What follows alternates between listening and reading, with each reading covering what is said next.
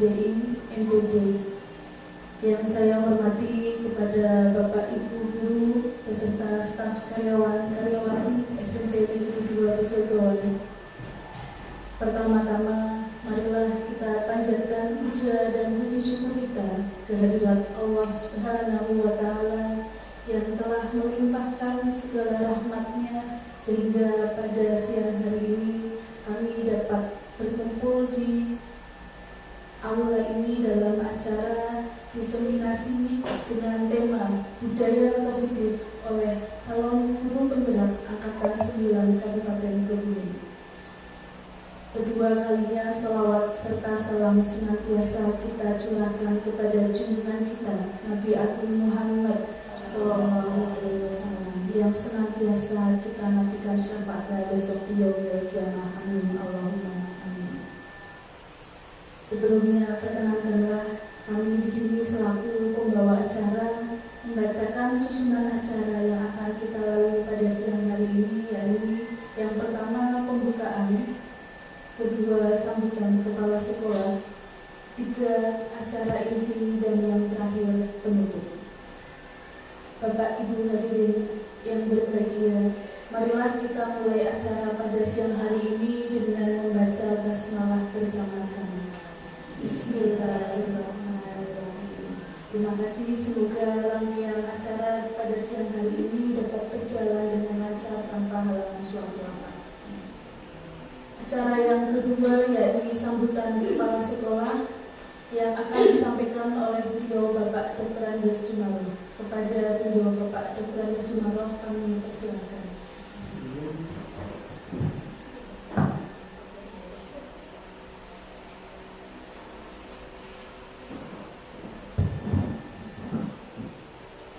Assalamualaikum warahmatullahi wabarakatuh. Alhamdulillahirabbil alamin wa bihi nasta'inu ala umuri dunya wassalatu wassalamu ala asyrofil anbiya'i wal mursalin sayyidina wa maulana Muhammadin wa ala alihi wa ashabihi ajma'in. Rabbi shrah li sadri wa yassir li amri wa hlul 'uqdatam min lisani yafqahu qawli. Yang kami hormati Bapak Kepala Sekolah, Bapak Widianto SPDI MPD, yang kami hormati Bapak Ibu Guru, meskipun bapak-bapaknya yang dua ini, saya sendiri dan Pak Sulis. Yang kami hormati calon guru penggerak Pak Sulis Setiadi dan Bapak Ibu calon guru penggerak yang lain. Kemudian yang kami hormati pula di kameramen istimewa, kameramen istimewa.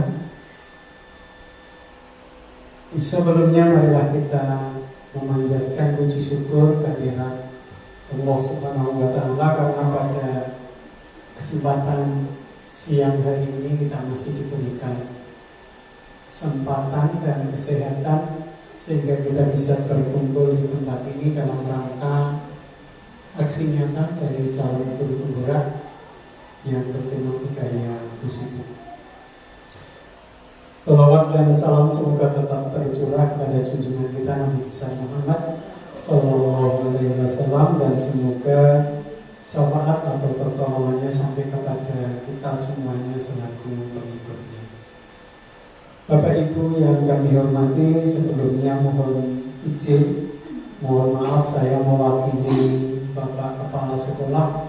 Meskipun dari tadi pagi saya tunggu-tunggu mandatnya, kami tidak dimandati Pak Sulis. Jadi saya hanya dijawab sama Pak Sulis, saya siap, tapi dari Bapak Kepala Sekolah tidak memandatkan kepada saya. Jadi mohon maaf, tapi saya tidak dimandati, tapi saya melaksanakan apa jaminan dari Pak Sulis. Yang pertama mohon maaf Bapak Kepala Sekolah tidak bisa hadir karena beliau sedang mendampingi Popda Zona 2 di Kebumen. Mohon maaf, kemudian beliau hanya berpesan untuk kegiatan ini mohon dilaksanakan dengan sebaik-baiknya. Kemudian yang kedua, kami ucapkan terima kasih kepada Pak Sulis yang sudah merencanakan kegiatan ini dan melaksanakan kegiatan ini pada siang hari ini. Diseminasi monggo Pak Basir, Salon Guru Penggerak, yang tema kita pada siang hari ini adalah budaya positif, menyebarkan pemahaman dan pengalaman penerapan budaya positif. Kemudian dari sekolah berharap marilah kegiatan pada siang hari ini kita laksanakan, kita ikuti dengan sebaik-baiknya, dan ini hal yang baru bagi kami. Maka untuk itu marilah nanti kita ikuti dengan sebaik-baiknya.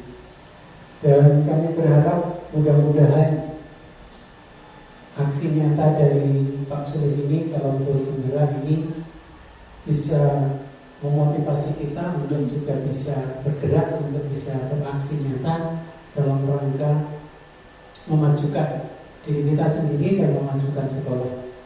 Kemudian harapan yang ketiga, mudah-mudahan kegiatan ini nanti bermanfaat juga, bermanfaat dan membawa berkah bagi kita selaku Bapak Ibu guru, dan tentunya umumnya kepada sekolah dan putra putri kita.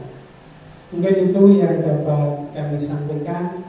Sekali lagi kami mohon maaf, dan monggo nanti acara kegiatan ini kita ikuti dengan sebaik-baiknya. Billahi taufiq wal hidayah. Assalamualaikum warahmatullahi wabarakatuh.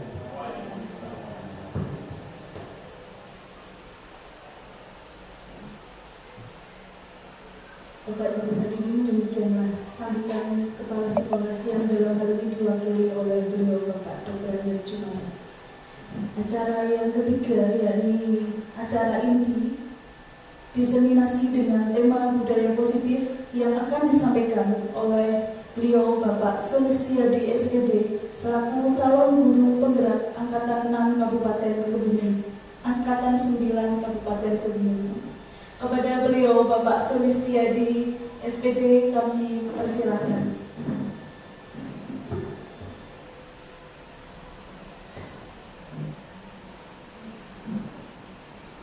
Assalamualaikum warahmatullahi wabarakatuh. Bismillahirrahmanirrahim. Wassalatu wassalamu ala Rasulillah wa ala alihi wa sahbihi wa man wala hawla wala quwwata illa billah. Rabbi ishrah li sadri wa yassir li amri wahlul 'uqdatam min lisani. Yang terhormat Kepala SMP Negeri Pejabat, yang kami hormati Bapak Ibu hebat anggota komunitas belajar sepeda jalan maju. Bersyukur kepada Allah Subhanahu wa Ta'ala karena kita masih diberi kesempatan untuk mengikuti kegiatan komunitas belajar sekolah kita. Salam kita sajikan kepada junjungan kita Nabi Muhammad Sallallahu Alaihi Wasallam yang senantiasa kita nantikan syafaatnya kelak yang mulia. Semoga kita tergolong yang mendapatkan syafaat beliau. Amin, amin, amin ya rabbal alamin.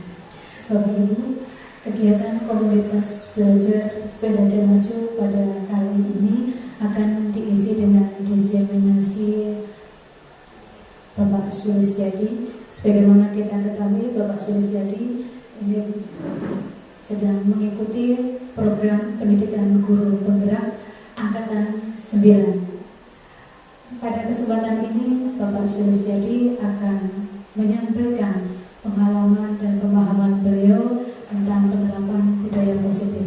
Memang budaya positif ini sudah pernah kita bahas ketika saya menjadi CGP.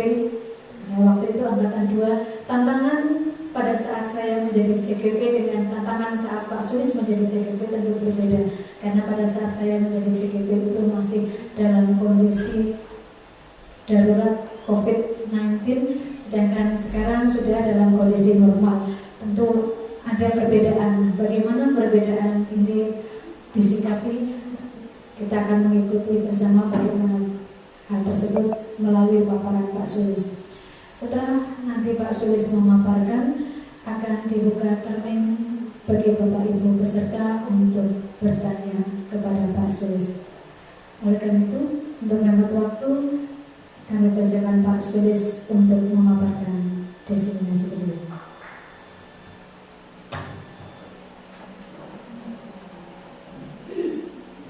Assalamualaikum warahmatullahi wabarakatuh. Alhamdulillahirrahmanirrahim. Assalatu wassalamu ala asyrofil anbiya'i wal mursalin sayyidina maulana Muhammadin wa ala alihi washabbihi ajma'in, amma ba'du. Yang terhormat Kepala SMP Negeri 2 Bejogoan, Bapak Widianto SPD MPD, Bapak Ibu Guru yang berbahagia, Bapak Ibu Guru hebat yang berbahagia dan saya hormati. Pertama-tama mari kita lanjutkan puji syukur kepada Allah Subhanahu wa taala yang telah memberikan nikmat luar biasa, nikmat sempat pada siang hari ini kita berkumpul dalam rangka diseminasi dengan tema budaya positif. Jadi saya ingin menyebarkan pemahaman dan pengalaman penerapan budaya positif yang telah saya lalui. Tidak lupa sholawat serta salam marilah kita haturkan kepada junjungan kita Nabi Agung Muhammad SAW. Semoga kita termasuk umatnya yang akan mendapatkan syafaat di hari akhir. Amin. Langsung saja Bapak Ibu, sebelumnya saya berterima kasih kepada Bapak Ibu guru sekalian yang telah menyempatkan hadir di sini untuk membersamai saya dalam rangka diseminasi. Kemudian sebelumnya, sebagaimana pendidikan guru penggerak di angkatan 9 ini, saya mendapatkan tugas bahwasanya saya telah menyelesaikan modul paket 1 yang mana poin akhirnya adalah aksi nyata. Nah, di sini aksi nyata tersebut yakni modul 1.4 budaya positif. Semoga nanti apa yang saya paparkan, saya presentasikan terkait dengan budaya positif bisa berimbas ke sekolah tercinta kita ini, SMP Negeri 2 Bejogoan. Baik. Yang pertama, konsep utama dari disiplin positif, disiplin berbudaya positif, yakni yang pertama adalah pembelajaran dengan paradigma baru. Yang mana pembelajaran dengan paradigma baru itu pembelajaran yang dirancang berdasarkan prinsip pembelajaran yang berdiferensiasi, sehingga setiap siswa belajar sesuai dengan kebutuhan dan minat dari tahap perkembangannya untuk mewujudkan profil pelajar Pancasila. Yang mana profil pelajar Pancasila itu ada 6 elemen ya. Masih ingat ya Bapak Ibu? Yang pertama adalah beriman bertakwa kepada Tuhan Yang Maha Esa dan berakhlak mulia, berkepentingan global, bergotong royong, kreatif, kemudian bernalar kritis dan mandiri. Seorang guru yang baik harus memiliki kemampuan untuk mewujudkan budaya positif di sekolahnya. Nah, budaya positif itu diantaranya yang pertama adalah disiplin positif. Kemudian yang kedua adalah motivasi perilaku manusia. Yang ketiga, posisi kontrol guru. Selanjutnya, keyakinan kelas atau keyakinan sekolah. Dan yang terakhir adalah segitiga restitusi. Nah, dari budaya positif yang akan saya sampaikan atau paparkan ini, sebelumnya ini yang pertama adalah disiplin positif. Apa itu disiplin positif?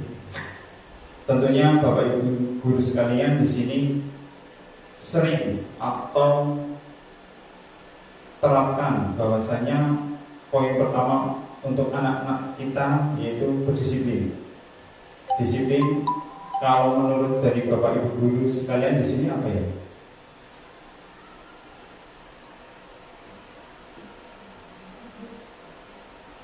Disiplin, hukuman, peraturan, atau suatu penghargaan. Nah, tentunya biasanya kita mengarah bahwasanya disiplin ini mengarah pada peraturan untuk kita taati, ya, ketaatan peraturan yang akan kita laksanakan. Jadi anak-anak kalau diminta untuk berdisiplin, poin yang ditangkap oleh anak-anak adalah peraturannya. Apakah peraturan itu? Nah, dari disiplin sini, apakah di sekolah kita di SMP Negeri Bejogan ini sudah memiliki disiplin positif secara keseluruhan? Apakah penerapannya sudah terwujud atau belum? Nah, disiplin menurut para ahli bahwasanya disiplin positif di sini adalah memotivasi peserta didik untuk melakukan nilai-nilai kebajikan yang anak-anak sendiri itu melakukan dengan sukarela, dengan hati nurani mereka untuk melakukan hal-hal yang baik. Nah, diantaranya disiplin di sini, anak selain taat pada peraturan, anak itu di dalam dirinya sendiri itu bahwasanya mereka menginginkan menghargai diri sendiri untuk melakukan nilai-nilai kebajikan yang mereka percaya. Nah, nilai-nilai kebajikan ini banyak sekali ya Bapak Ibu. Bahwasanya anak bertutur kata baik, kemudian sopan santun, kemudian jujur dan seterusnya, itu mereka sudah tertanam di dalam dirinya untuk melakukan hal tersebut tanpa adanya yang tadi yang pertama adalah ketakutan dari bahwasanya tadi disiplin dengan peraturan ya itu ternyata berbeda. Kalau peraturan mengingat bahwasanya nanti anak-anak merasa ketakutan atau merasa mengikuti apa yang jadi aturan di dalam sebuah institusi atau sekolah ya. Nah, di sini anak-anak dengan sadar, dengan menghargai diri sendiri, mengarah bahwasanya disiplin di sini memotivasi anak-anak untuk berbuat, bertaat pada hati nurani yang mereka miliki. Bisa disimpulkan secara umum bahwasanya disiplin positif adalah suatu pendekatan untuk menerapkan disiplin dari dalam diri anak tanpa hukuman dan hadiah. Disiplin positif perlu diterapkan baik dalam lingkungan keluarga maupun lingkungan sekolah. Dengan menerapkan disiplin positif diharapkan tidak ada kekerasan, tindak kekerasan dapat dihindari. Jadi di sini dari disiplin positif anak-anak bisa berpikir bahwasanya yang mereka lakukan itu satu, tidak mendapat hukuman, kemudian hadiah. Dan di sini juga menghindari adanya tindak kekerasan. Ya. Pendekatan disiplin positif bukan mengenai anak atau peserta didik secara langsung, melainkan bagaimana cara orang dewasa yang memberikan dampak dan pengaruh positif kepada anak atau peserta didik. Pendekatan disiplin positif menitik beratkan pendekatan yang positif tanpa kekerasan, memotivasi, merefleksi kesalahan, menghargai, membangun logika dan bersifat jangka panjang. Jadi anak-anak melakukan disiplin positif tidak sekedar ya tadi bukan hukuman, bukan terkait dengan hadiah, tetapi bahwasanya apa yang mereka lakukan terbentuk dari dalam diri sendiri, bahwasanya mereka ingin melakukan hal-hal itu, hal-hal yang nilai-nilai menghargai diri sendiri untuk apa? Untuk mewujudkan motivasi motivasi intrinsik dalam dirinya, bahwasanya mereka itu melakukannya untuk tujuan yang mulia, bukan sekedar hadiah yang dikejar. Ya, bahwasanya kita mungkin saya pernah melakukan disiplin positif itu dengan iming-iming, ya, mengiming-imingi anak.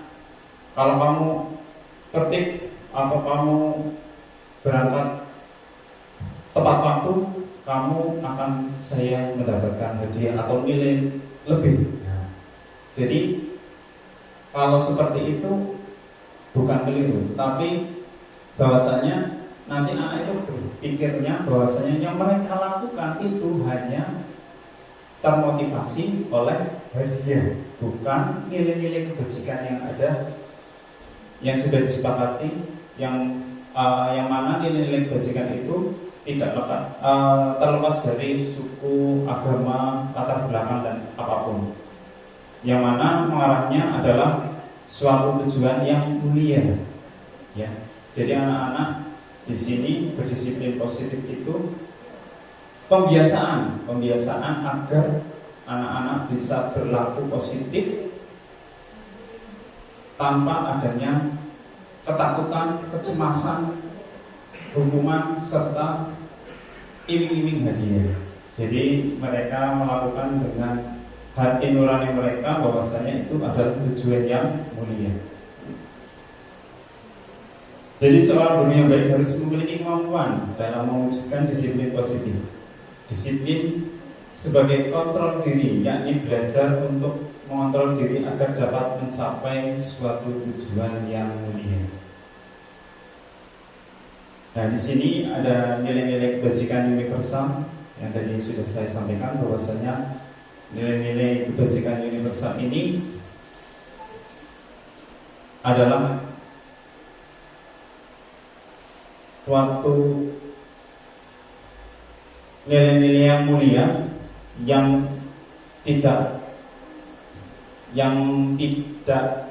berlatar belakang oleh agama, suku, kemudian bahasa dan latar belakang yang lainnya. Bahwasanya ini sudah disepakati oleh semuanya, bahwasanya nilai ini adalah nilai yang mulia.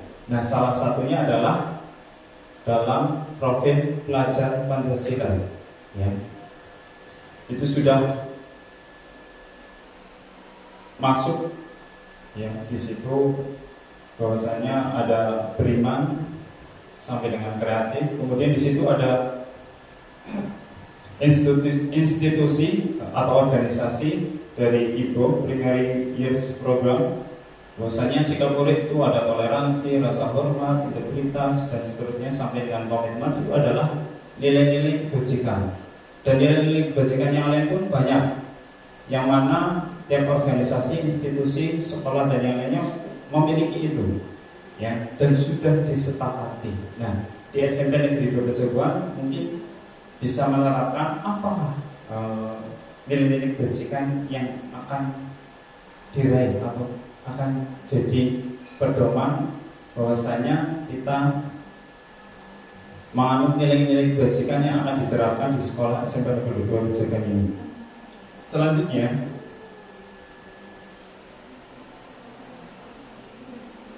motivasi perilaku manusia. Apakah motivasi perilaku manusia itu? Dari kata motivasi adalah suatu dorongan, ya, suatu dorongan yang timbul pada diri seseorang secara sadar atau tidak sadar untuk melakukan suatu tindakan dengan tujuan tertentu. Nah, di sini yang pertama ada menghindari ketidaknyamanan dan hukuman. Yang kedua ada mendapatkan imbalan atau penghargaan dari orang lain. Nah, Dua poin ini termasuk motivasi yang berasal dari eksternal atau dari luar. Seperti yang tadi saya sampaikan di poin yang pertama yang di disiplin positif, bahwasanya tadi anak itu ingin melakukan ketertiban, misal datang tepat waktu, tetapi ternyata dia datang tepat waktunya hanya untuk satu, menghindari ketidaknyamanan atau hukuman. Yang kedua, dia hanya ingin mendapatkan imbalan atau penghargaan dari orang lain, terutama gurunya, untuk biji apik atau nilai plus lebih ataupun yang lainnya. Nah, di sini motivasi eksternal ini adalah motivasi yang bersifat jangka pendek. Ya, jangka pendek, yang mana anak-anak nanti tidak meresapi atau berpikir bahwasanya apa yang mereka lakukan hanya sekedar menaati peraturan. Jadi motivasi dalam dirinya itu tidak ada. Nah, yang terbaik adalah motivasi yang berasal dari internal, dari diri sendiri, yakni nanti akan menjadikan diri mereka yang diinginkan dengan menghargai diri sendiri sesuai dengan nilai-nilai yang mereka percaya, bahwasanya mereka melakukan adalah hal-hal yang positif, hal-hal yang akan berdampak jauh jangka panjang, ya, tidak sekedar hanya berpusat pada peraturan. Selanjutnya, konsep disiplin. Di sini terbagi menjadi dua. Yang pertama adalah konsep disiplin dengan identitas gagal. Loh, katanya disiplin, tapi kok ini identitasnya gagal ya? Nah, seperti apa sih konsep disiplin dengan identitas gagal itu? Yang pertama adalah hukuman, ya. Disiplin dengan berpusat pada hukuman. Seperti apa nanti dampaknya? Nah, dari hukuman itu nanti anak akan menjadi tersakiti, ya. Dia sudah berniat belajar, datang berusaha tepat waktu, tetapi karena ada kendala di tengah jalan, kemudian dia datang terlambat. Kemudian karena ada aturan, ya, misal yang biasanya di depan Pak Dani atau mungkin pada saat saya tiket, kenapa kamu terlambat? Saya dapat hukuman, saya beri hukuman, ya. Nah, tanpa kita ketahui alasannya apa, jadinya anak itu merasa tersakiti. Padahal saya sudah niat belajar, saya sudah berusaha untuk tidak telat, tetapi ada kendala, ban bocor dan yang lainnya. Nah, mungkin anak jadi merasa tersakiti, kemudian tidak nyaman untuk jangka panjang, ya. Kemudian tadi sudah murid tersakiti, kemudian murid membenci peraturan. Kenapa sih anak ini? Nah, kenapa harus peraturannya seperti ini?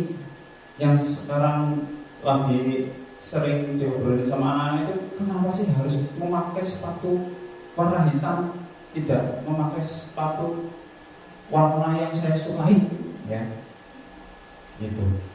Kemudian murid menyembunyikan kesalahannya. Nah, kadang anak itu sudah tahu kesalahannya, karena sudah tahu nanti akan dihukum, jadi anak itu menyembunyikan, ya, kesalahannya dan bersifat bohong, ya.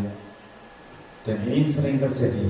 Kemudian murid merasa bersalah, ya, karena datang terlambat meminta dia, jadi anak itu merasa bersalah, rendah diri, dan mungkin bisa mengasingkan diri. Apalagi kalau misal datang terlambat pada saat masuk ke dalam kelas, kemudian disoraki sama teman-teman yang lain. Nah, itu menjadi down, ya. Nah, di sini titik untuk hukuman itu dibuat oleh guru, bukan oleh murid. Ya.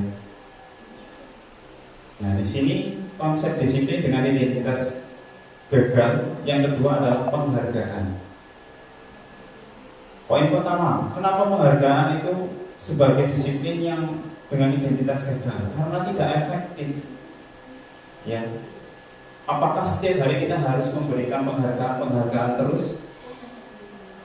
Mungkin iya, dari misal individu saya.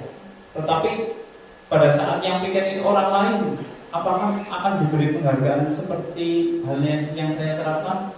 Mungkin tidak. Nah, nanti anak itu malah cenderung berpikir, mulai penghargaan, maksudnya mending telat baik tidak.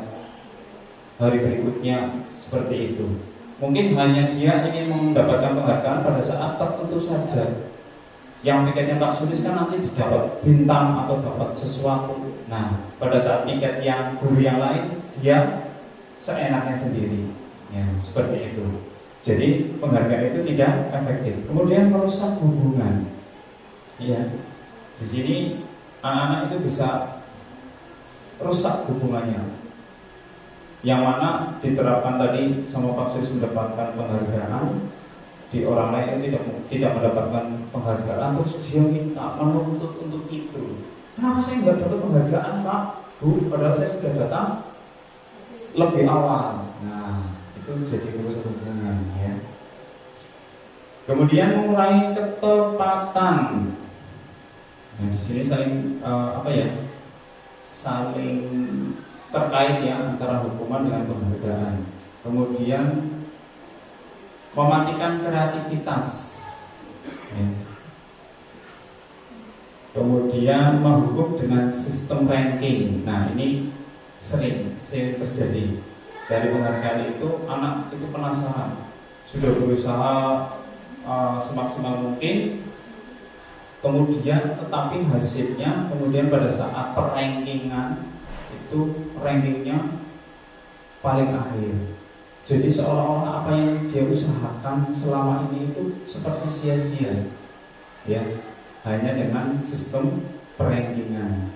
Bahwasanya anak itu apabila sudah berusaha melalui proses dan sudah berusaha mengikuti pendidikan, pengajaran, kemudian berusaha untuk memaksimalkan apa yang dia bisa, tentunya apabila kita hukum dengan sistem ranking, anak pasti merasa minder, ya. Jadi momok yang menakutkan. Kemudian mengambil kegembiraan yang dialami secara alami. Maksudnya seperti apa ini? Contohnya misal anak itu sudah berusaha, ya, dalam diri anak itu untuk datang tepat waktu. Sesampainya di sekolah, ya, dia sudah merasa terharu bahwa dia bisa tepat waktu, padahal dia jalan kaki dan rumahnya jauh. Sesampainya sekolah, ternyata diberikan hadiah.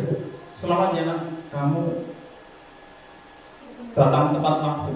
Padahal sebenarnya dia sudah melakukan hal positif pada dirinya sendiri, tetapi diberikan oleh orang lain. Nah, itu sebenarnya mengambil kegembiraan yang dialaminya secara alami. Sebenarnya saya sudah menerapkan itu Pak. Sebenarnya saya nggak perlu hadiah ini. Saya sudah cukup bangga bahwa saya datang tepat waktu, rumahnya jauh, jalan kaki, ya. Kepuasan sendiri, ya. Itu. Selanjutnya, nah di sini konsep disiplin dengan identitas sukses. Itu yang pertama adalah yang sudah mulai kita terapkan, yaitu konsekuensi. Contohnya apa ya konsekuensi? Misal anak itu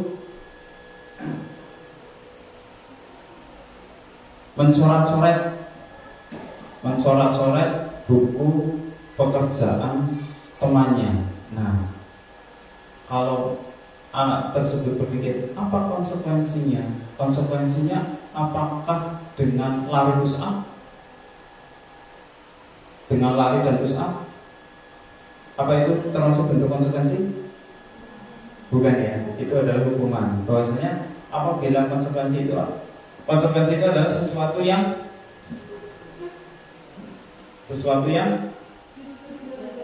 iya, kesepakatan bahwasanya apabila dia melanggar ya, atau berbuat salah, dia mau melakukan perbaikan. Ya, perbaikan di sini konsekuensinya. Kalau misal dia mencoret-coret buku teman pekerjaan orang lain, konsekuensinya adalah dengan membersihkan atau mengganti buku yang telah dicoret-coret atau pekerjaan temannya itu.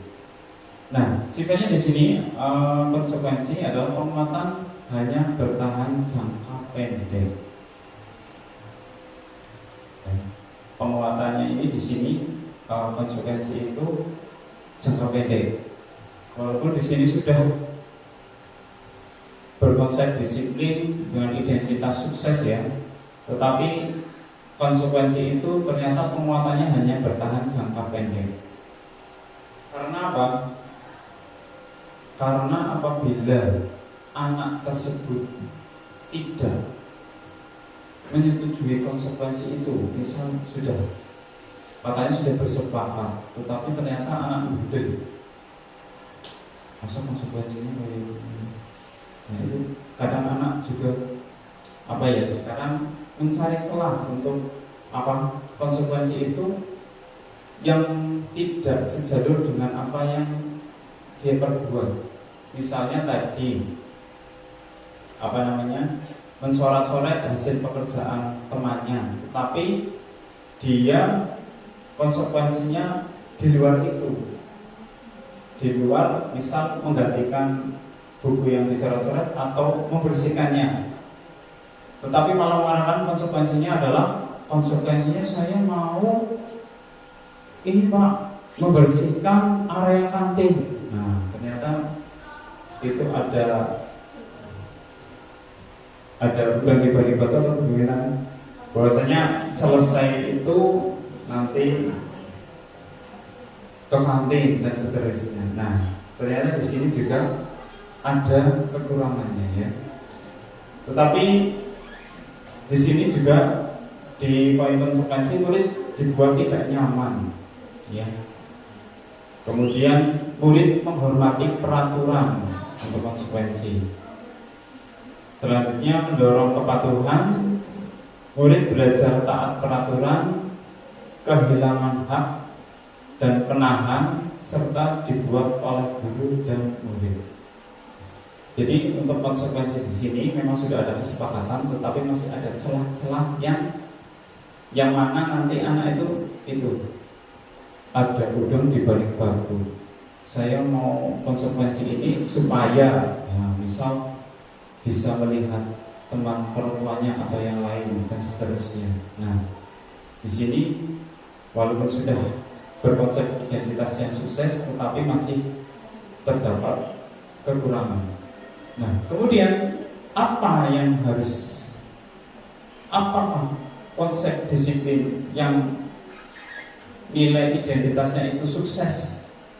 Itu ada pada poin restitusi ya. Restitusi, karena restitusi itu nanti anak berpikir nilai-nilai kebajikan. Seperti tadi yang saya sampaikan,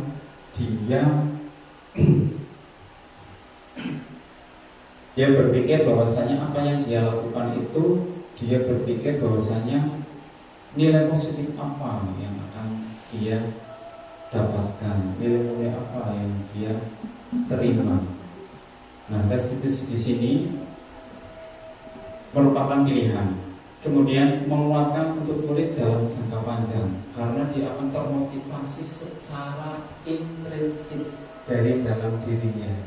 Ya, kalau sudah dalam dirinya berarti dia berpusat pada dirinya, tidak berpusat pada apa yang sudah dibuat. Mungkin kesepakatan dulu, kesepakatan dengan temannya yang tadi sudah saya sampaikan di poin konsekuensi ya. Nah, di sini restitusi juga murid akan mendapatkan penguatan bahwasanya apa yang dia lakukan itu termasuk nilai-nilai yang luar biasa. Kemudian murid menghormati dirinya dan orang lain. Ya. Kalau tadi di konsekuensi itu dia menghormati kepatuhan, ya, menghormati peraturan.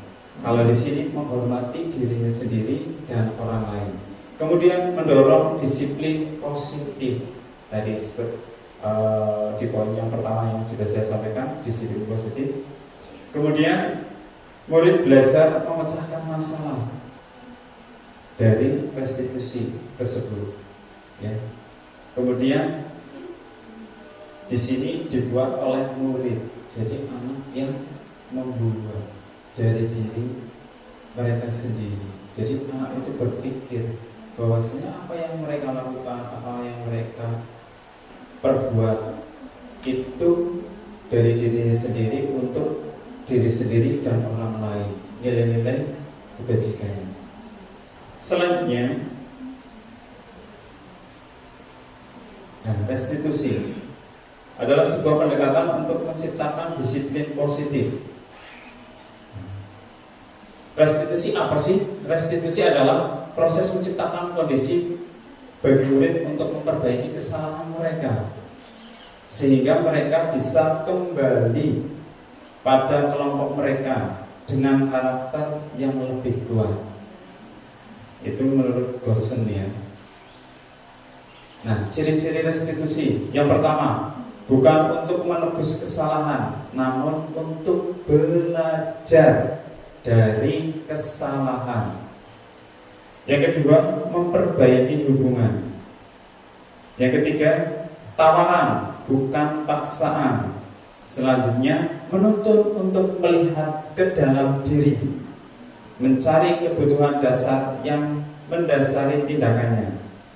Restitusi diri adalah cara yang paling baik. Restitusi fokus pada karakter, bukan tindakan. Restitusi itu menguatkan, fokus pada solusi, serta restitusi mengembalikan murid yang berbuat salah pada kelompoknya, ya. Nah, di sini ada perbedaan. Contoh kasus, siswa sering tidak mengerjakan PR.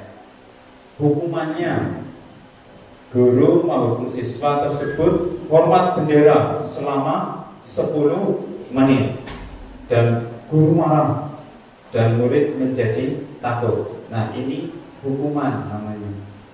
Dan ini pernah saya lakukan sebelum saya mengetahui apa itu hukuman, konsekuensi, dan restitusi. Selanjutnya adalah konsekuensi. Nah, konsekuensi yang diberikan apabila siswa sering tidak mengerjakan PR adalah guru memberikan konsekuensi untuk mengerjakan PR-nya saat istirahat atau dikerjakan sebanyak 3 kali lipat. Yang berikutnya, siswa tegas dan menghormati peraturan itu karena dibuat oleh guru dan anak tersebut, ya. Ini namanya konsekuensi. Selanjutnya, restitusi. Untuk restitusi adalah guru menanyakan keyakinan kelas atau dirinya dan membantu siswa menyelesaikan masalah. Kenapa tidak mengerjakan PR? Nah, itu diberikan pendekatan-pendekatan seperti itu supaya nantinya guru juga terbuka dan siswa menghormati diri dan orang lain. Jadi dari dirinya sendiri pun nanti akan mengerjakan PR, bahwasanya itu untuk kemajuan dirinya dan untuk berimbas pada nanti mendapatkan nilai yang baik. Selanjutnya adalah keyakinan kelas. Mengapa keyakinan kelas? Mengapa tidak peraturan kelas? Apakah Bapak Ibu guru di sini sudah membuat peraturan kelas atau membuat keyakinan kelas?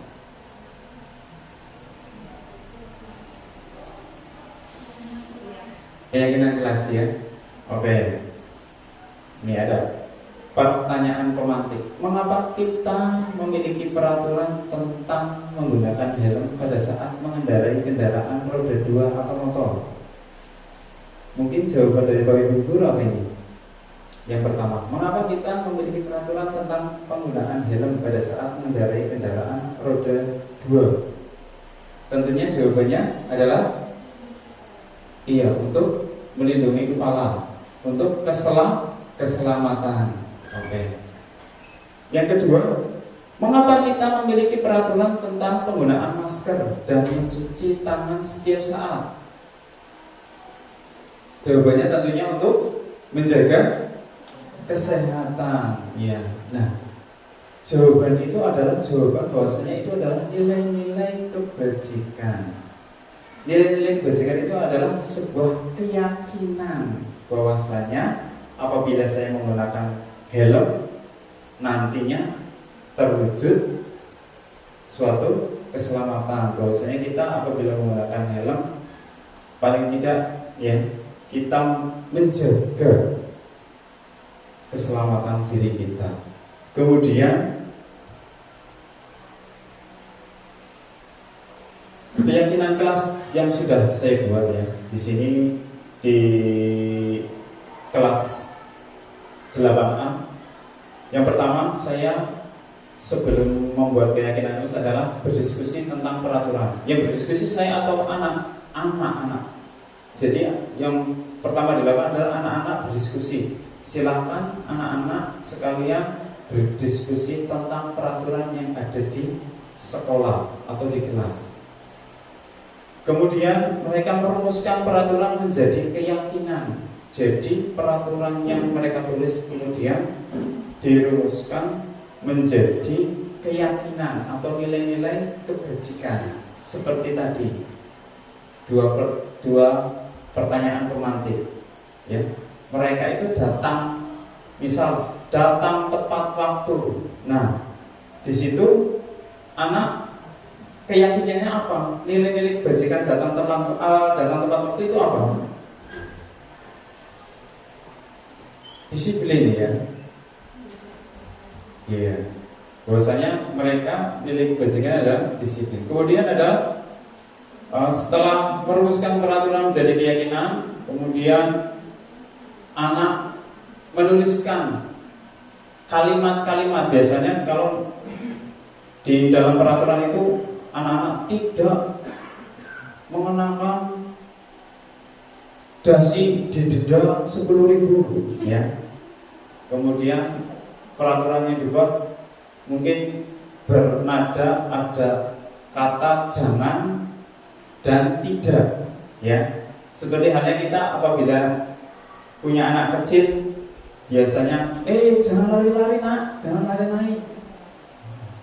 Sebenarnya ada kalimat yang positifnya, tidak menggunakan jangan dan tidak menggunakan tidak, yakni dengan cara misal jangan lari-lari diubah menjadi kalimat positif dengan jalannya pelan-pelan. Nah, itu seperti itu. Kemarin anak-anak sudah membuat kalimat positif yang tadinya mereka tuliskan kalimat-kalimat yang negatif ya, ada kata jangan dan tidaknya.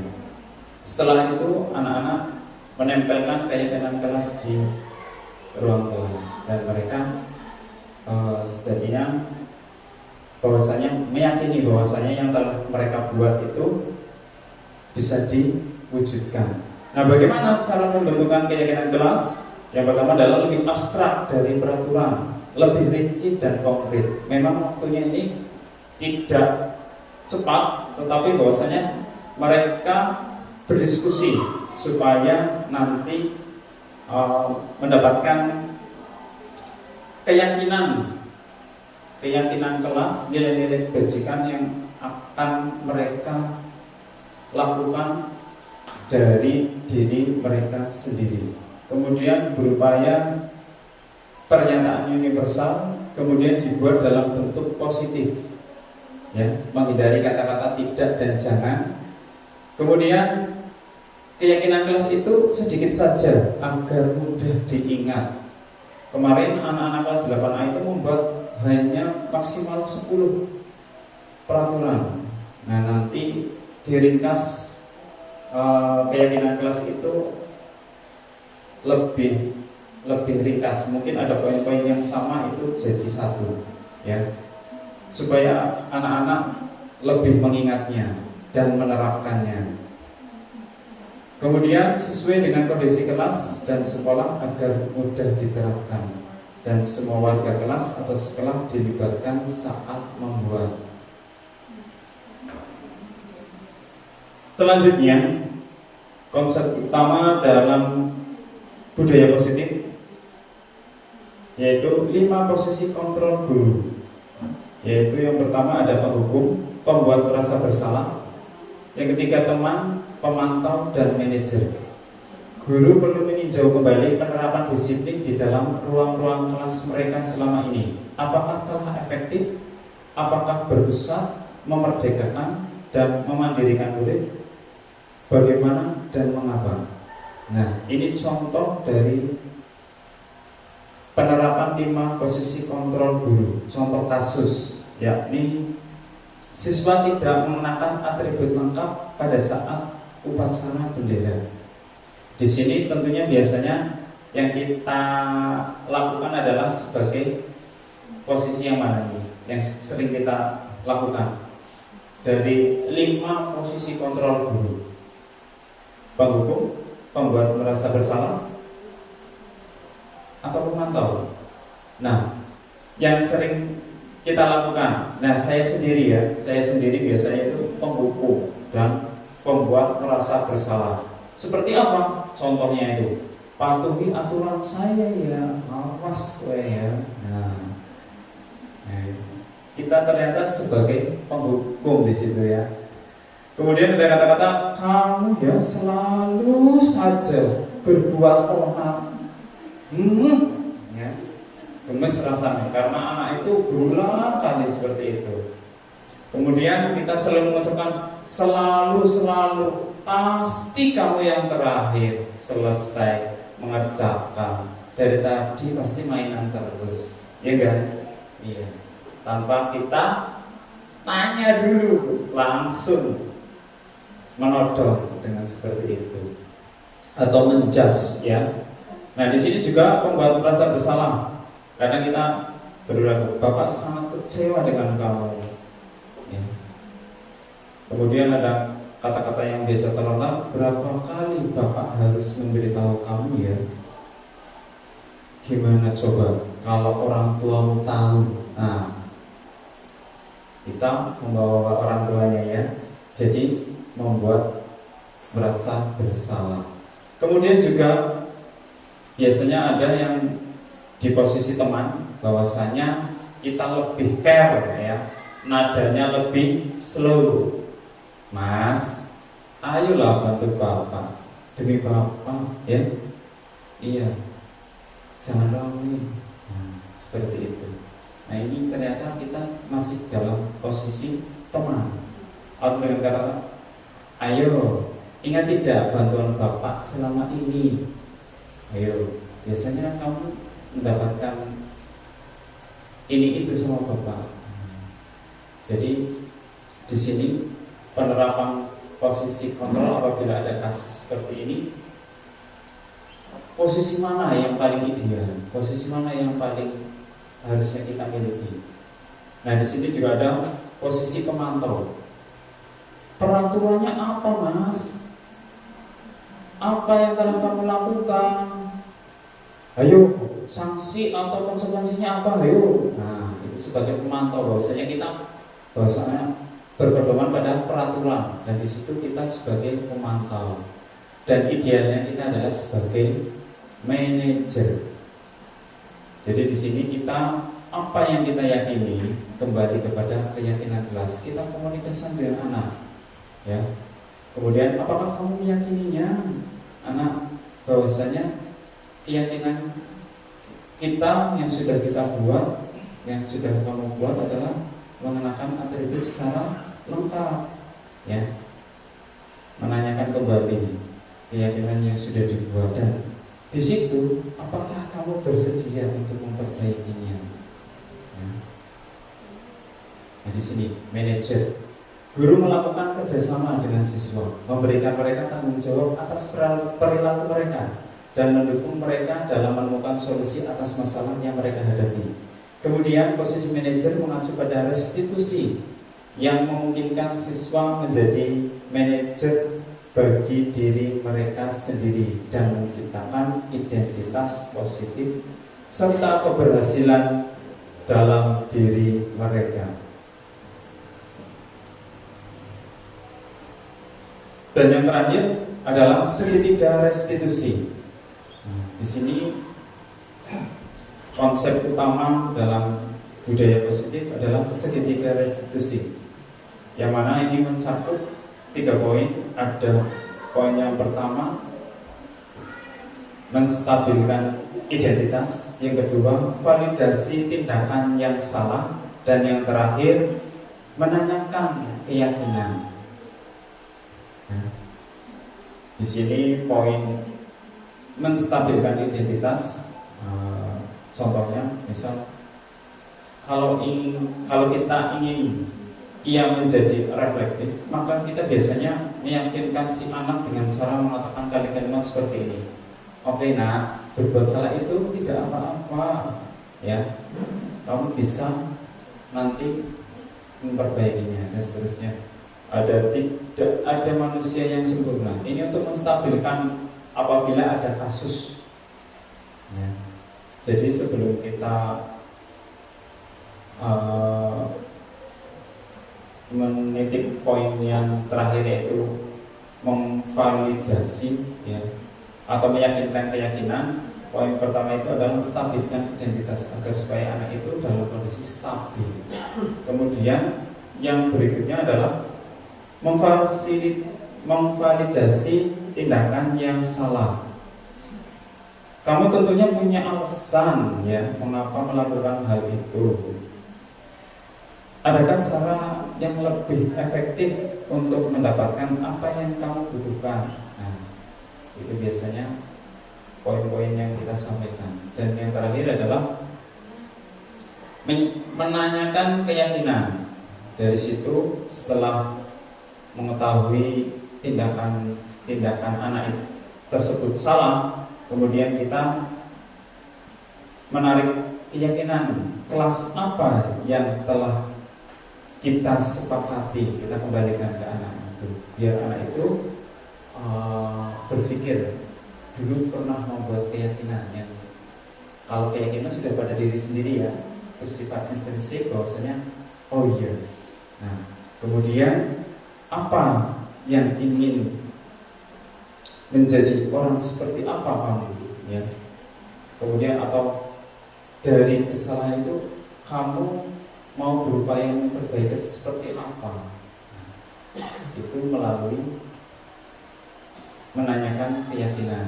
Dari cara ini tentunya anak nanti merasa nyaman bahwasanya dia apabila terdapat suatu kasus atau masalah, anak nanti berpikir jangka panjang, berpikir bahwasanya apa yang akan dia perbaiki dari kesalahan itu, dia mendapatkan hal-hal positifnya untuk menghargai dirinya sendiri dan tentunya untuk orang lain. Di sini saya pernah melakukan segitiga restitusi. Contohnya kemarin saya menerapkan pada anak saya sendiri, ya. Kasusnya di sini adalah Rizky, namanya Rizky Iksan Kamil. Dalam beberapa hari tidak berangkat sekolah tanpa keterangan, dan salah satu teman sekelasnya mengetahui bahwa Rizky bolos dan main di sekitar rumahnya, ya. Nah, waktu itu saya kemudian memanggil anak tersebut, dan di sini saya menggunakan segitiga restitusi. Nah, di sini saya menanyakan, menstabilkan, bahwasanya setiap anak itu pasti memiliki kesalahan. Kemudian dari kesalahan itu anak berpikir si anak tersebut menyadari bahwasanya apa yang dia lakukan itu tindakan yang salah. Ya, di sini ada validasi. Apakah yang kamu lakukan itu benar? Tidak, karena saya membolos, Pak. Yang setelah ditanyakan alasannya kenapa tidak berangkat, kemudian dia beralasan satu, bangunnya kesiangan, terus dia membolos dan seterusnya. Kita validasi tindakan itu bahwasanya dia juga mengakui bahwasanya tindakannya adalah salah. Kemudian poin yang terakhir adalah bahwasanya menarik keyakinan yang sudah dibuat bahwasanya bolos itu adalah kesalahan satu. Yang kedua, bahwasanya lepas dari keyakinan yang sudah dibuat di sekolah, bahwasanya dia juga ingin memperbaiki bahwasanya rezeki ini akan datang ke sekolah, datang untuk belajar, pulang mendapatkan ilmu pengetahuan.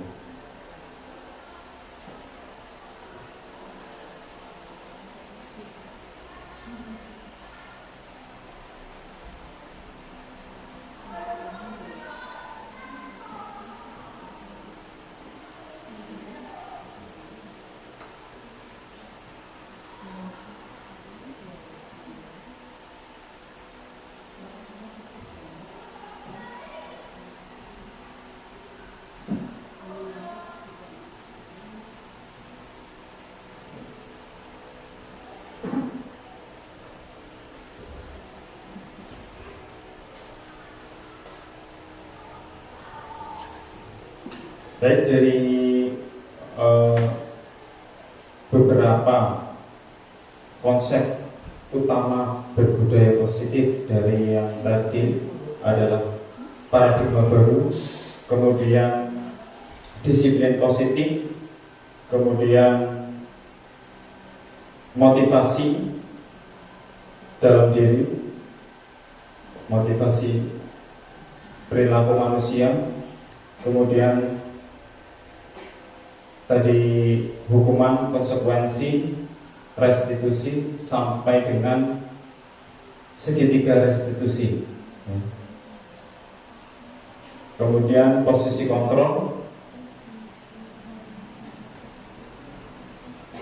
dan yang terakhir bahwasanya dalam penerapan program disiplin positif hendaknya guru memiliki standar kepribadian profesional dan sosial yang baik, di mana guru mampu berefleksi pada posisi kontrolnya saat ini, bagaimana perjalanan dirinya sebagai seorang among, ya, menuntun, memposisikan sebagai manajer yang menuntun murid-murid yang mandiri, merdeka dan bertanggung jawab, seperti yang disampaikan standar nasional pendidikan. Nah, semoga sesi belajar kita hari ini membawa manfaat sehingga dapat mewujudkan pelajar berprofil Pancasila. Salam merdeka belajar. Terima kasih. Assalamualaikum warahmatullahi wabarakatuh. Luar biasa Bapak Ibu, telah kita simak materi mengenai budaya positif. Ini juga merupakan salah satu dari nyawa merdeka belajar, nyawa kurikulum merdeka. Sebagai sekolah penggerak tentunya kita harus menyadari ini dan memahami penerapan budaya positif. Nah, karena kita memang dituntut harus menerapkan budaya positif yang ini juga berdampak pada murid, tentu banyak hal yang ingin Bapak Ibu tanyakan.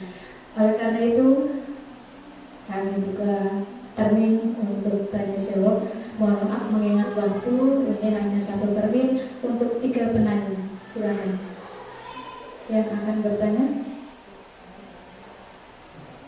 Adakah? Ada Bu Windy yang pertama, yang kedua, ada lagi?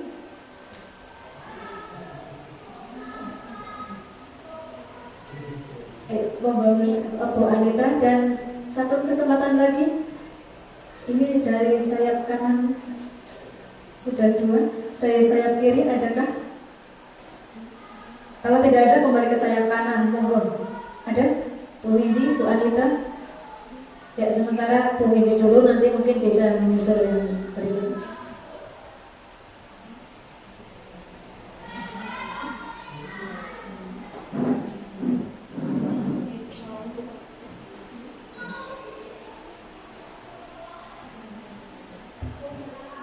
Assalamualaikum warahmatullahi wabarakatuh. Terima kasih untuk waktu yang diberikan kepada saya.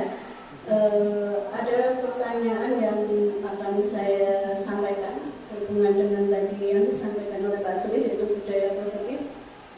Jadi untuk siswa dalam melakukan disiplin positif itu diharapkan tidak hanya sekedar menjalani peraturan atau tidak hanya sekedar karena hadiah, tetapi untuk tujuan dia, yaitu paling tidak dia punya jangka panjang jadi lebih baik. Nah, di sini dalam praktek penyataan di kelas ya, ini saya kesulitan dalam menanamkan kesadaran. Sudah dilakukan, intinya dilakukan dengan kelembutan. Mereka kadang juga ada yang malah lunjak atau menyepelekan, apalagi kalau dilakukan dengan cara yang lebih dengan nada tinggi atau nada keras. Nah, di sini bagaimanakah cara menanamkan kesadaran kepada anak agar ketika dia melakukan disiplin positif itu menyadari ini untuk tujuan dia, ke situ. Itu yang pertama. Yang kedua, di restitusi ya, restitusi. Jadi di contoh di sana ada, kalau saya tidak salah, ya, ada keyakinan, ada restitusi. Tapi apakah kapan kita menggunakan restitusi? Karena tadi dicontohkan sama Pak Sulis, di situ juga keyakinan, masih pakai keyakinan, belum pakai restitusi. Demikian yang saya sampaikan. Terima kasih. Assalamualaikum warahmatullahi wabarakatuh.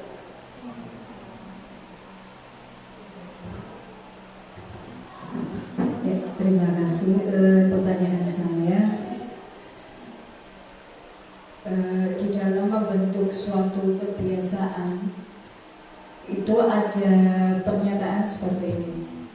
Kita awalnya harus memaksa seorang anak sehingga anak tersebut menjadi terbiasa, sehingga dapat membentuk suatu kebiasaan.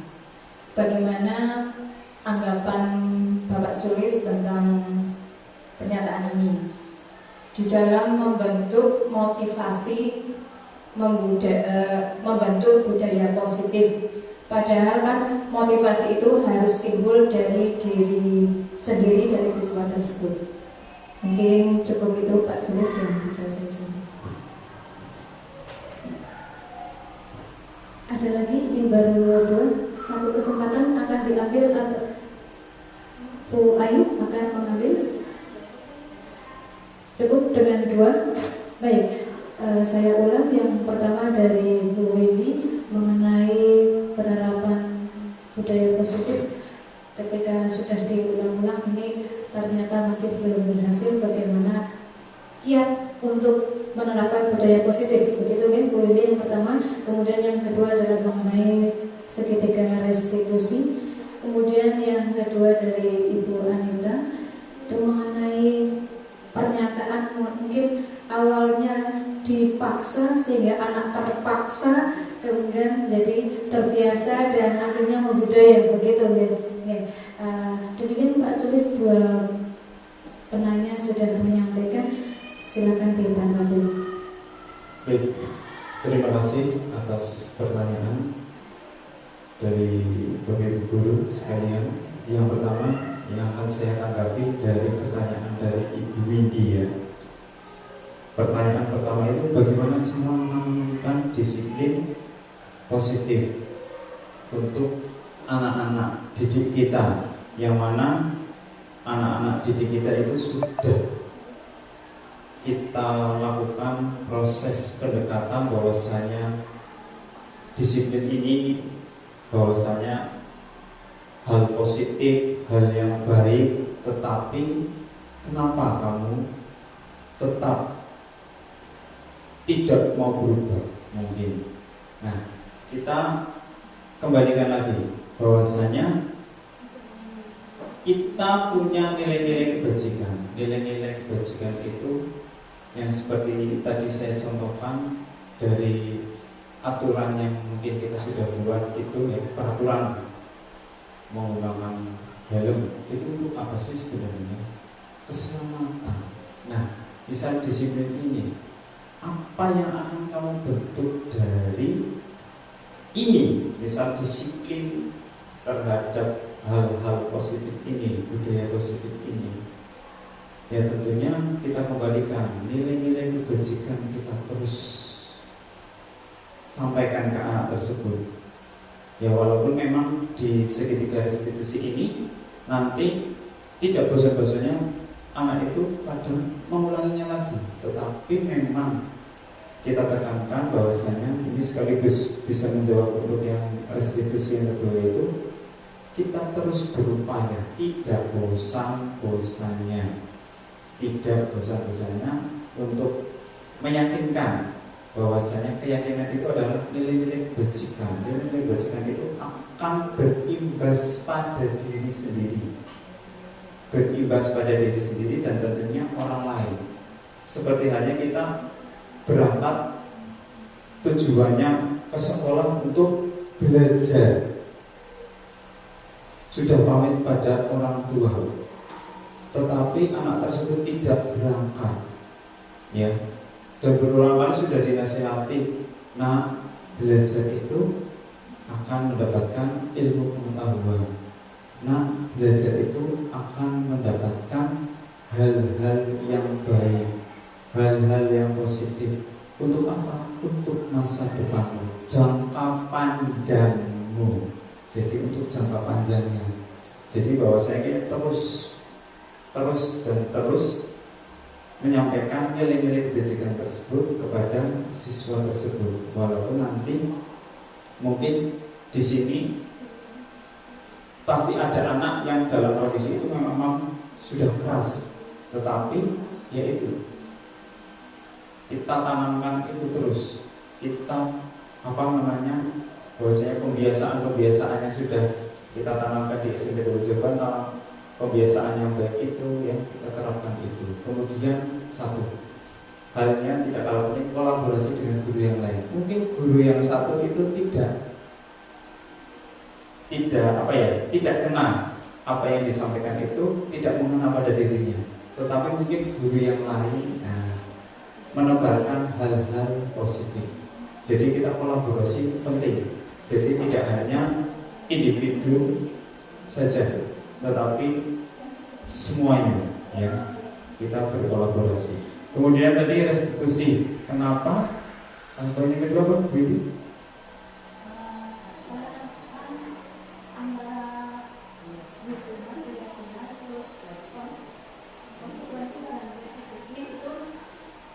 Yang paling bagus atau yang paling sesuai itu restitusi. Nah, kapan kita sudah mulai menggunakan restitusi, karena sekarang masih pakai konsekuensi. Nah itu kapan? Apakah pada saat kita menanamkan nilai positif tadi terus diikutinya dengan restitusi? Karena dari Mas Bita mencontohkan yang list itu apa ya? Iya. Tadi itu pasti pakai segitiga restitusi. Iya Mas. Pendekatannya langsung menggunakan segitiga restitusi karena bahwasanya kasus rezeki itu kasus salah ya, anak bermasalah.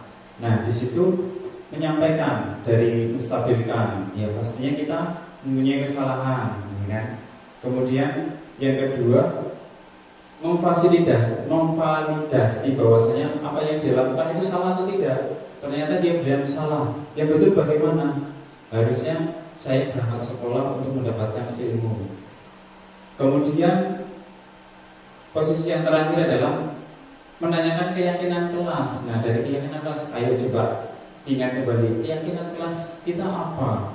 Bahwasanya setiap anak itu ya wajib belajar ya agar memperoleh ilmu pengetahuan dan bonusnya pintar ya. Nah, dari situ di poin keyakinan, menanyakan keyakinan itu supaya anak itu bisa berpikir jangka panjang. Dari kesalahan tadi yang sudah divalidasi, anak itu berpikir bagaimana cara untuk memperbaiki kesalahan itu.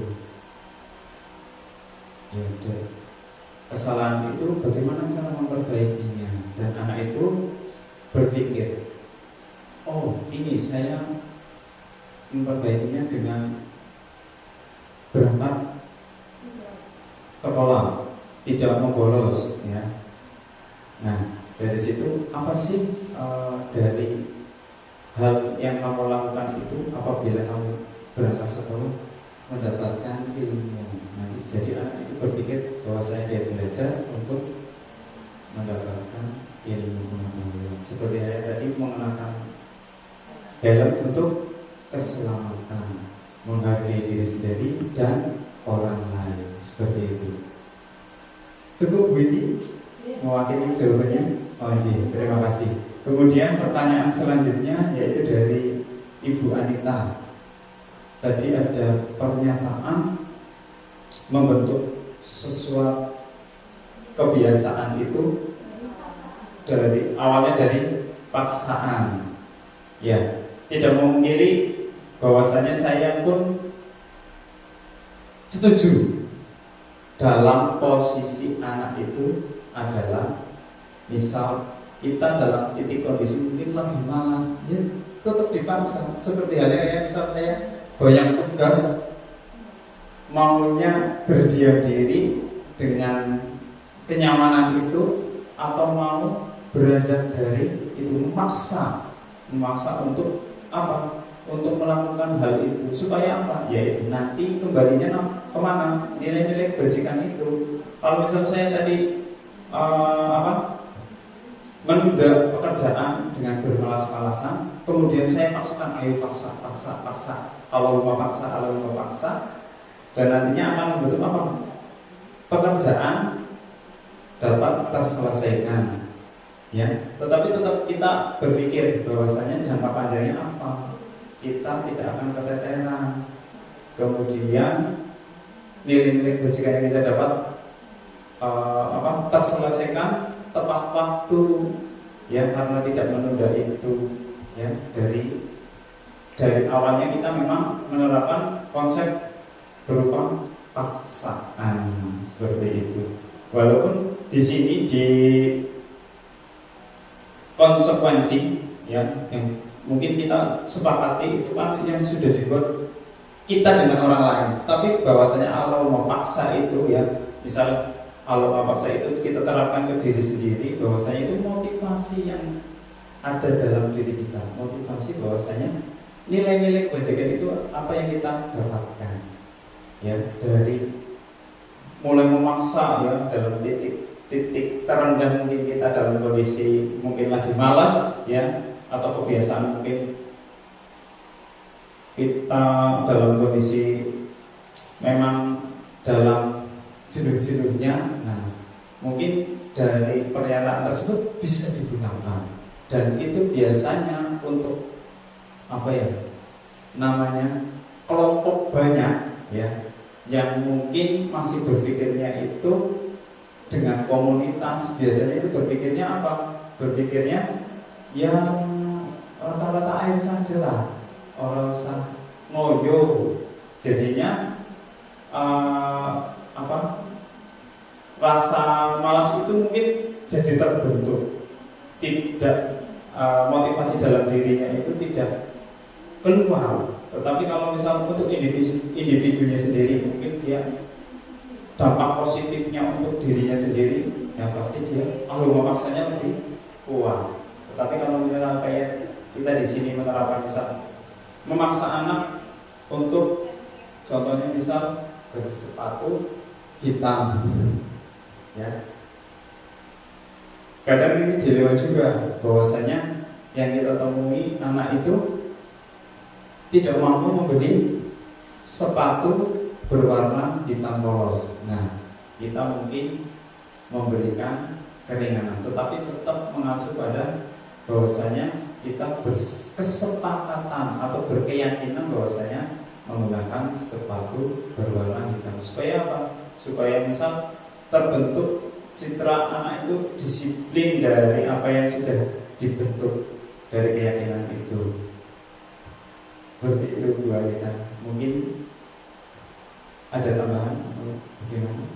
Harus belum terwakili jawaban saya. Mungkin dari teman-teman rekan guru yang lain mungkin bisa menambahkan dari apa yang ditanyakan dari Ibu Anita.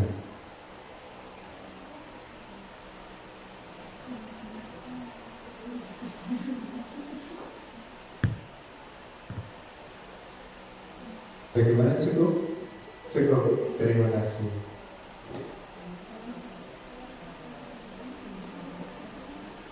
Baik, dari dua penanya tadi menambah wawasan kita bagaimana menerapkan budaya positif. Jadi kita mulai membiasakan diri bukan top down melainkan bottom up begitu. Regulasi kita itu dari bawah bukan dari atas. Kita membiasakan seperti itu untuk membangun kesadaran anak-anak tentang budaya positif ini. Kemudian tadi pernyataan awalnya terpaksa, karena dipaksa akhirnya biasa dan bahkan membudaya. Tidak apa-apa diterapkan, tetapi pada diri sendiri, ya, bukan kepada orang lain, sehingga itu menjadi motivasi internal bukan motivasi eksternal. Begitu ya Bapak Ibu. Semoga apa yang sudah kita dapatkan hari ini bisa kita terapkan dalam rangka kita berpihak kepada murid dan penerapan kurikulum Merdeka sebagaimana yang diharapkan. Apalagi kita adalah sekolah penggerak, ya Bapak Ibu. Baik Bapak Ibu, kita sudah menyelesaikan sesi tanya jawab, maka sesi diseminasi sebagai acara inti pada kegiatan komunitas belajar sepeda maju ini berakhir. Sebelum saya akhiri, perlu saya informasikan insya Allah untuk kegiatan komunitas sepeda maju berikutnya pada hari Selasa. Ya, jadi kita berusaha konsisten tiap minggu ada kegiatan kumpul. Ya, hanya 30 menit tetapi rutin ya Bapak Ibu. Baik, demikian untuk kegiatan inti. Terima kasih atas perhatian dan partisipasi Bapak Ibu. Saya selaku moderator mohon maaf atas segala kekurangan. Wassalamualaikum warahmatullahi wabarakatuh. Saya kembalikan kepada pembawa acara. Baik Bapak Ibu guru hebat, demikian tadi acara inti dari kegiatan pada siang hari ini, dan kita tiba pada acara yang terakhir yaitu penutup. Maka mari kita tutup acara pada siang hari ini dengan bacaan hamdalah bersama-sama. Alhamdulillahirrahmanirrahim. Saya pribadi selaku pembawa acara mohon maaf yang seterusnya apabila ada tutur kata maupun sikap kami yang kurang berkenan. Wabillahi taufiq wal hidayah. Wassalamualaikum warahmatullahi wabarakatuh.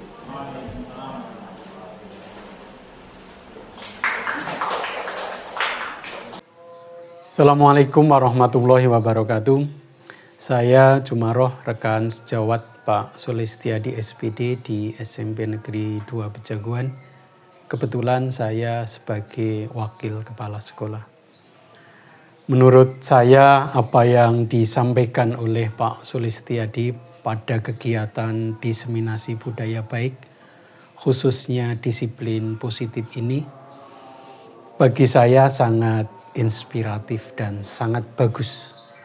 Karena sebagian besar guru termasuk saya di SMP Negeri 2 Bejaguan ini belum menggunakan dan belum menerapkan disiplin positif secara sepenuhnya. Bagi saya ini merupakan pencerahan dan ilmu baru yang sangat baik dan sangat positif untuk diterapkan di SMP Negeri 2 Bejaguan ini. Demikian juga bagi peserta didik, sebagian besar mereka juga belum berperilaku disiplin positif. Mereka berperilaku disiplin masih terpengaruh dari faktor luar dirinya, baik terpengaruh oleh iming-iming hadiah yang dijanjikan, maupun terpengaruh oleh ancaman atau hukuman yang akan diberikan. Saya berharap mudah-mudahan diseminasi budaya baik ini, khususnya budaya positif ini, bisa menjadi inspirasi bagi saya, bagi guru yang lain maupun bagi peserta didik di SMP Negeri 2 Bejaguan ini. Menjadi acuan guru dalam memperlakukan peserta didiknya dalam berperilaku positif dan menjadi motivasi intrinsik, motivasi dalam diri peserta didik dalam berperilaku disiplin positif pula. Demikian yang dapat kami sampaikan, mudah-mudahan berkah dan bermanfaat bagi kita semuanya. Terima kasih. Wassalamualaikum warahmatullahi wabarakatuh. Assalamualaikum warahmatullahi wabarakatuh.